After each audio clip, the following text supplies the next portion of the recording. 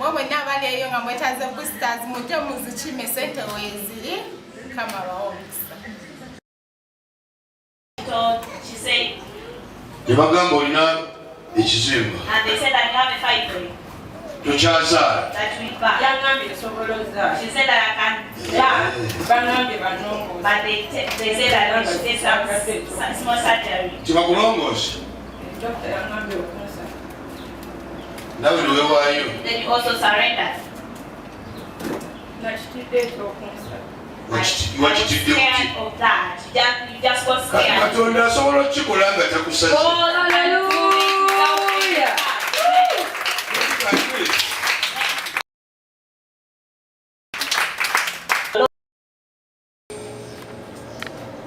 Ziringa tazisaze bwatyo naye nnyingi ngeza. It's not that kind of haircut, but it's a lot like that. I need those two people.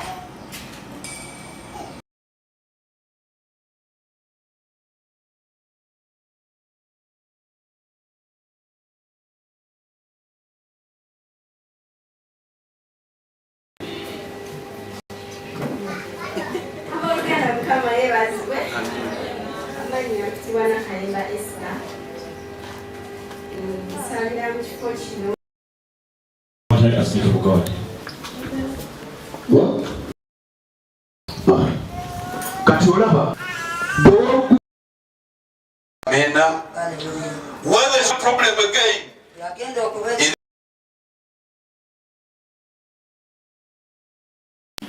That brings that your money does not come. That brings that your money does not come. But the problem is when also there was more the moment your money was up, the problem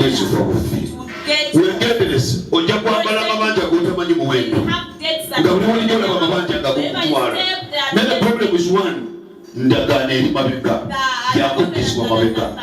It's a retrogressive spirit. But the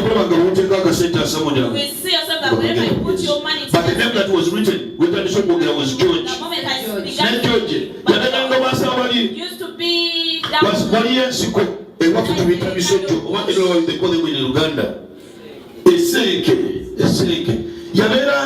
Isolated and just a lonely man.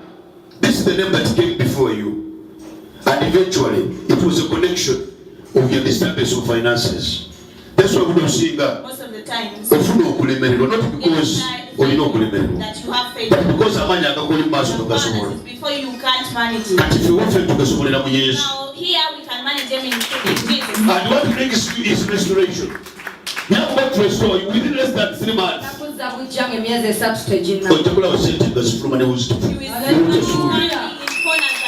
Yeah, because sometimes that's why you get pain around with this part. That's what you're women. No matter what you do. And you feel like the heart surprising you. I'll just the way you want.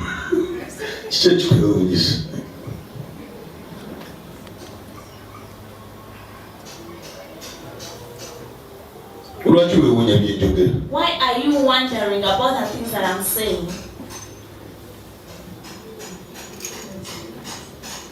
Okay. Why are you surprised and shocked? What are you telling to go? I've come to that is the best way. Because within less than a month, it's going to lift you back. Amen. Again, you see. You are fighting with a mountain. Before you, the one without God cannot conquer it. Can never finish. But how can you put money on a charcoal stove and expect it not to be bad? Before there was a lot of smoke. And with that, you cannot have much. You cannot have much. I will need less than 7 days to bring me the name of George. That was a black old man. I base on that. command something. In less than 7 days, please bring me the name. Bring me the name. Because it is a covenant. I don't want to see. There's a new basis. I don't enter into such kinds of houses. They are dirty. They are dirty. But what we need is your restoration. I'm going to restore you and the whole thing behind you. Now we are going to be restored. To be restored. Why am I seeing that blood? Give me your hands. What do you do?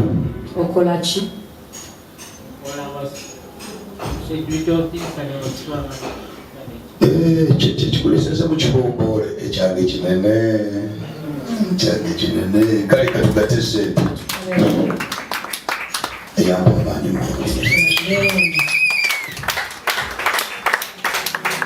genda otuule ezo zizo leta akantu kano kakuggyeko nakiraba muteye.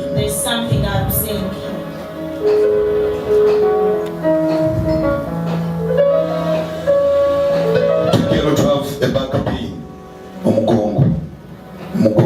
You are too fat. Oli munene nnyo. Naye omugongo gwo akakiko omugongo kikawalirira mubiri. But the backbone does not support the back. Oli wakateyiko. There's a hole here.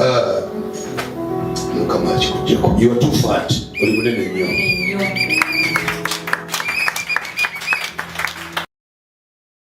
Amen.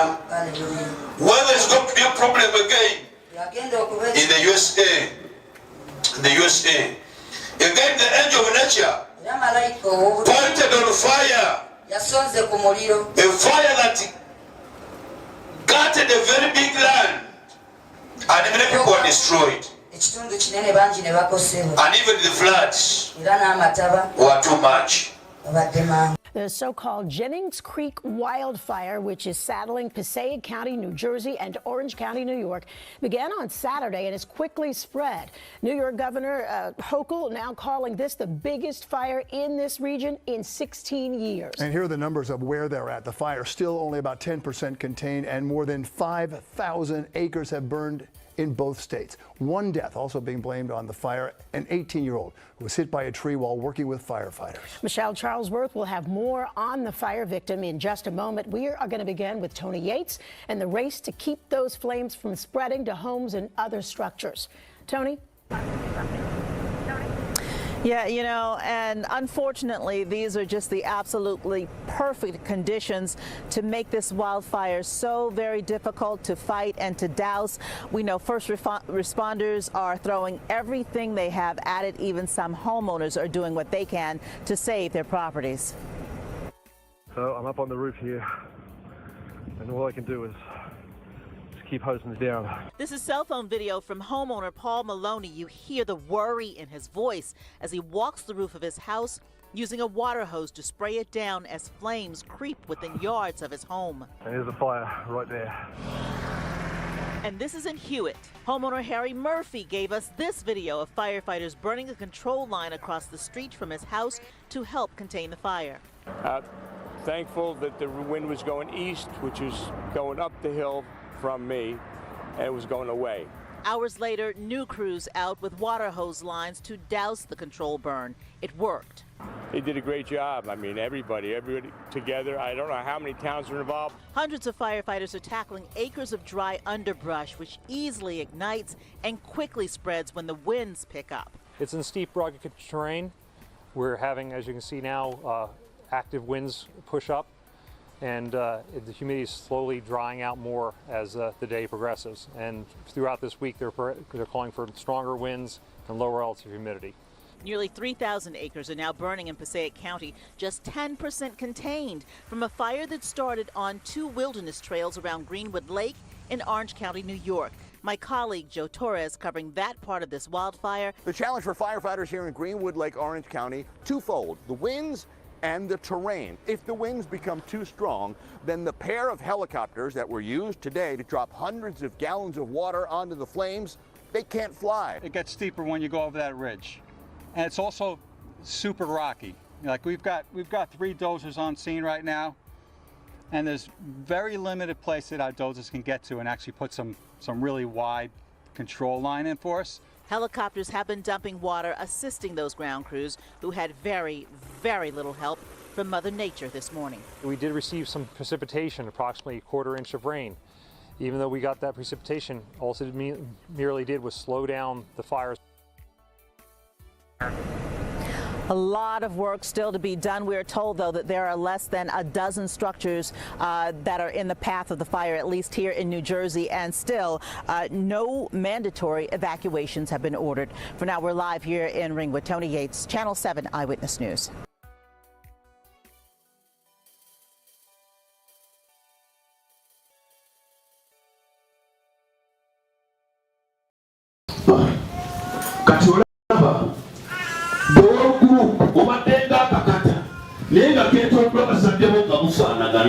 It was run by your parents and looking alike. The spirit of not, the spirit of failure. You need to pray for you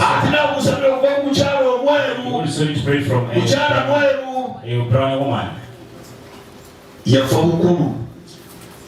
This is from the mother's side.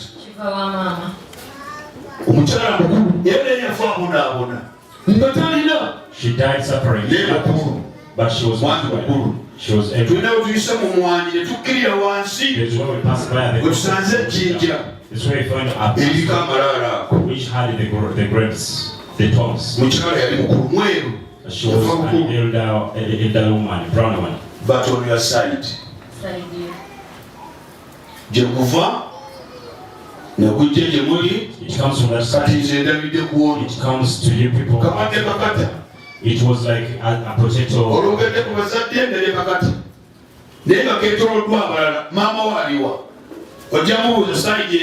You're going to ask from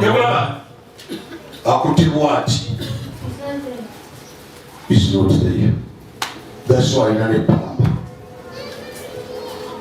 This side was so beautiful. This side. But again, so where are others? I requested for the offspring. I release them at go.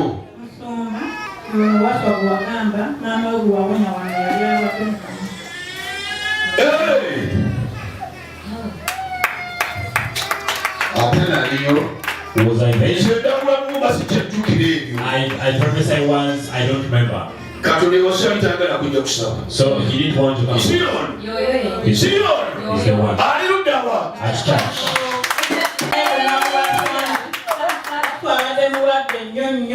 They have been so sick. You couldn't recognize his now also. I went them something. Whenever they told him to come, he would just say, go to the apostle.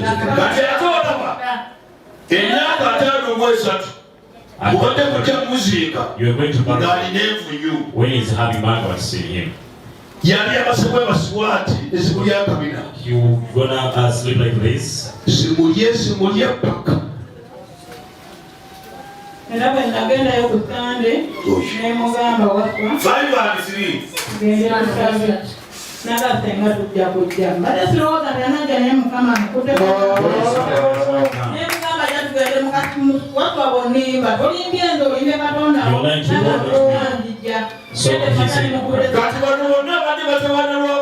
they were suffering because of this. The mother had a problem. It's the bread. It's the very bread.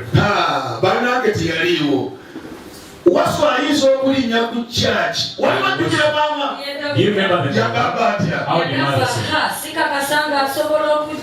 Believe that was when I come to church. So he has come.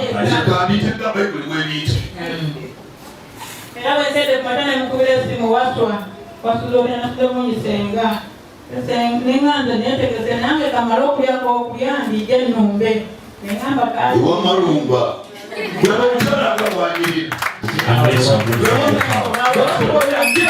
That's how she came. You should not leave that chair.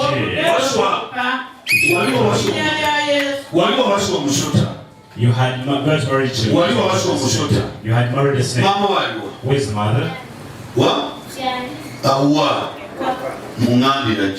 You should tell her to come. Tell the mother to come. Or unless the snake will bite her, you'll find her dead in the bed. She's having a snake. Not because you are a ah?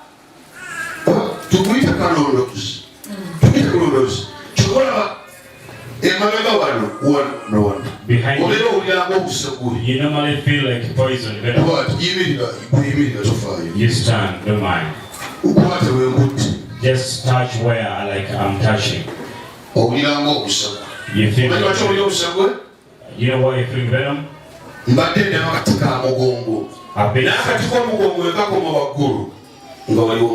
There was a snake. This is a spirit of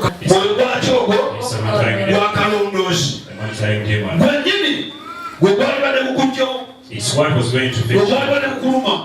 It's what was going to bite you over. Put up your coat, the so-called. It's black but green. I got the degrees of faith. You always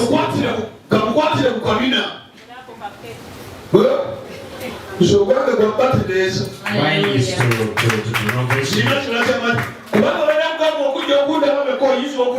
because if I say God has loved you, but I've seen it over from girl. Go to Little Pillars and have studies. Let her and have studies. When it comes to the idea, I'll take my Amen. Which course do you want? Hairdressing.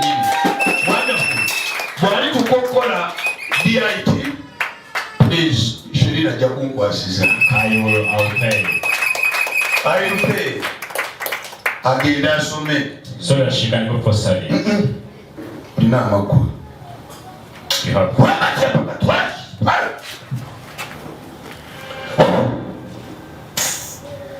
Yani uri mashaka katara chinga uri matadao uri bematash uri tinoshinga katosh kwata kwani very dirty mambo yako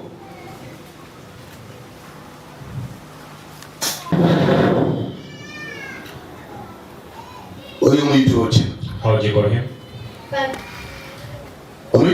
Dad. Uzali mwandi. Gwandi. Nampered. Ani? Nampered. Ani? Nampered. Ani? Nampered. Ono yani. Swalama was Richard. Mudewo. Wow. Wari muliwo. Tuliwo Kayumba. Kayumba. Omanyi. Walonda byeko. Omanyi jembera. Omanyi woli. Omanyi bichana.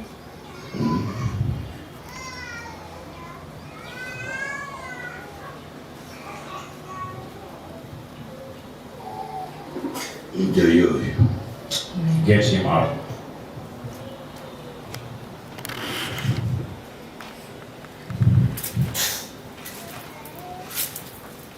Sikwata mayembe, sikwata sabu, sikwata wibo. I don't get hold of such things. Sikwata chi? I don't touch that. Sabu tokwata mayembe mu bibo. Oyo wamuyitani? Tatawa. Ani? Swalama was Richard.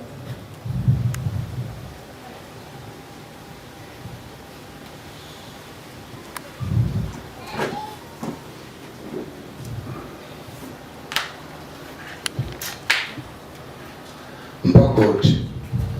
Get me a court. You tell me whatever you want. I don't connect to this Satan. So you understand. I don't connect. So you understand. Mama wo, ne tata wo. Your mother and your father. Mbagala ku Sunday. I need them on Sunday. N'abaana bonna. And all the younger ones. Naki? Enyumba mulibe mutyo. Gobeerawo. Where do you stay?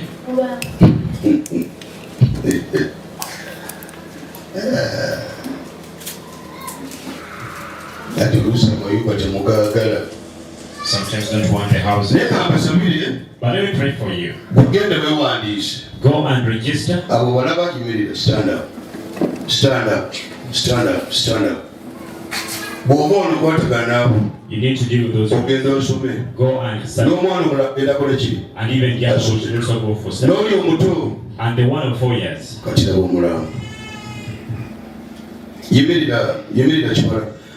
You stand up. You were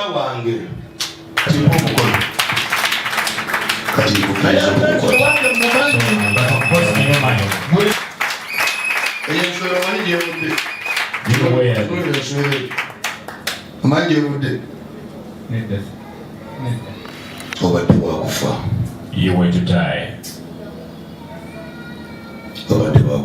You were to die. I went down to the cops that wanted to get hold of me.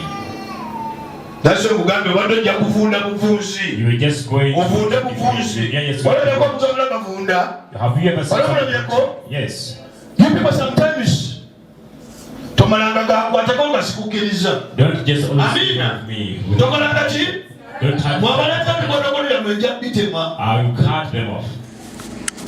Abamu wabisota. Some of you are. Tomalanga tume mwabuda msinga mbele museka. I always speak. Not because I love you so much. But I hate something, everything is connected to sun. The whole house. My uncle,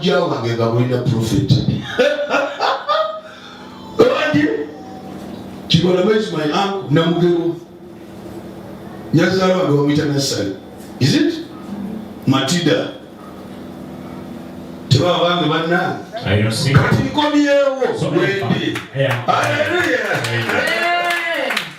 that's why I take my responsibility. So all those children are mine. I've taken them all from you. I've taken all of them. But I don't want this to get hold of me. Bananga basabya mu kifo kino yo mukama muwe alhamdulillah bigambo byonna bikola amwabuyinza kato wasona mu mama ya muyita dawo namusikira n'ensigo omwana nga akaabya banamba zino nembagamba nedda singa omulwadde naye kato ye muki kati family ngenda gyeterereza era obalaba ng'olumanya baana bange namwe muli baana bange kituufu kimanyi nti oli mwana wange manya baani kati nga bwedi omuyivu ennyo n'abaana bange babiri bayivu nnyo bafuneyo eki n'abayamba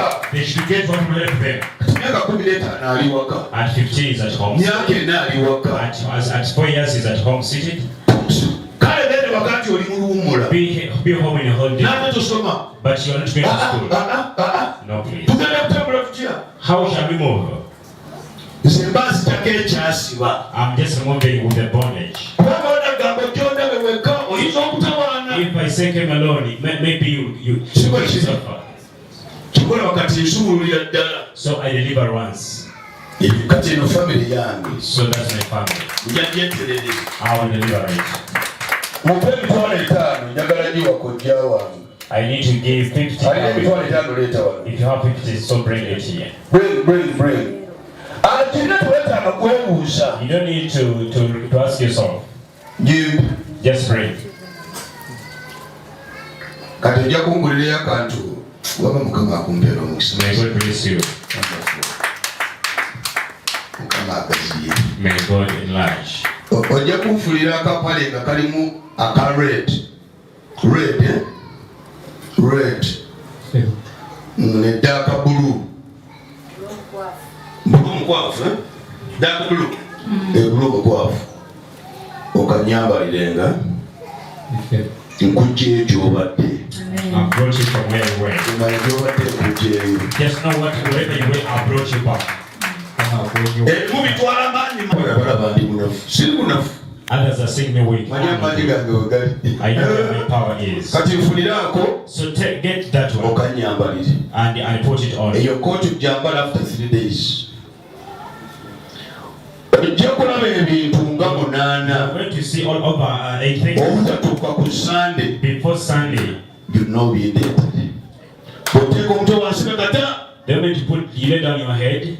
Whatever you see, whatever you see, even the dead ones who came wanting to hold on me. Can I be stolen? I can't be stolen. When I hold, I am holding it.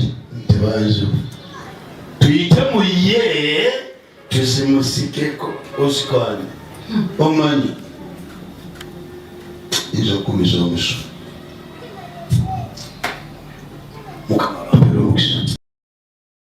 Let us speak of God. What?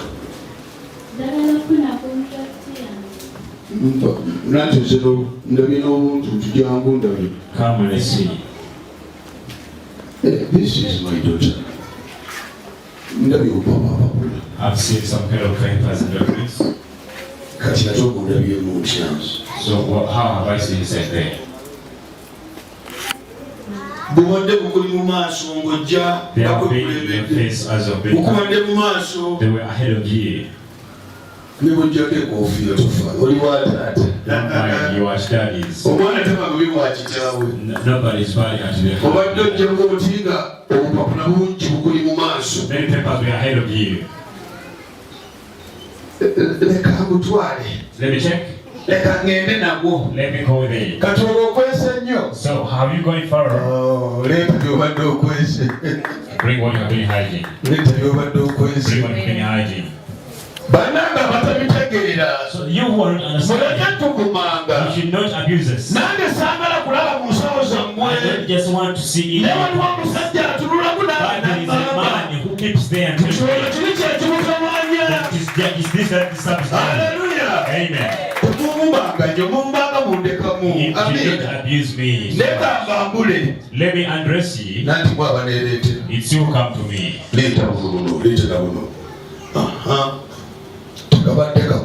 It was not one. Bring. Bring.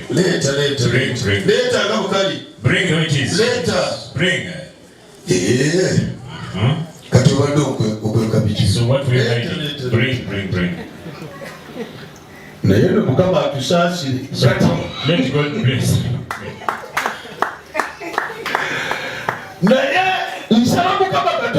I pray to God. Whatever that abuse me, be abused back to you as well. I don't want it. I just need my freedom. But the man shows me what I'm not aware of. So let me bring out together what you did now. But you should not abuse me. Just know there's somebody. Just know somebody knows you. What will you tell God? Lead.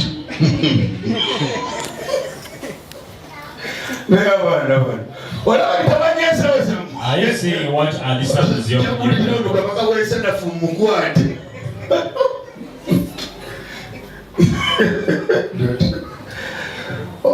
Bana batulesa omulimo akapapola kamu bubiri busatu buna butano mukaaga musanvu Only Bobologa Basend. I'm seeing papers in the face. So let's bless them in the name of Jesus. So let you bless us okay. You're going very soon. I'll see your period. But somebody is telling me tezimusulira kukkiriza. Waliwo ngambi tezimusulira kukkiriza. Somebody is saying it's not. Otherwise, emyezi gyo gyewandiise bulungi. Your months are well written. Well written. Gwe mpa okugulu kwa kkono. Ayambadde left. Yes. Kona kukwange leeta okugulu ku. Bring yours and hit on mine. Kuno kubaddemu ekyuma. It had a metal. Wewale accident. You should do away with it. Leeta okukole kukwange. Bring yours and hit on over mine. Ng'olina amaanyi mangi. You have a lot of power. Accident. Wegendereze before January. Be careful before January. Of accident. Okulawade bakuteesemu ekyuma. It was metallic. Wegendereze okubanga otambula aina piki nekkoona bemoto anything.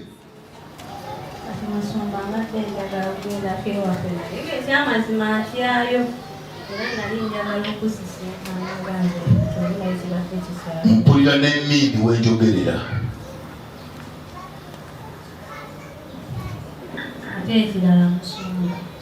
Mmindi wenjogerera.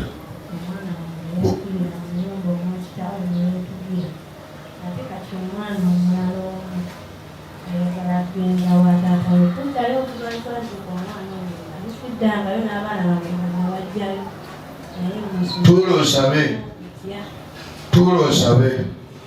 Sit and pray. Ate mugende mu byalo nga mulina ebigendererwa. Go there aimless. Si mugende bugenzi. Don't just go aimless. Nzeeko mu kyalo nnime ku malaalo. Let me go there and dig over the tombs. Abaana bano balina sente.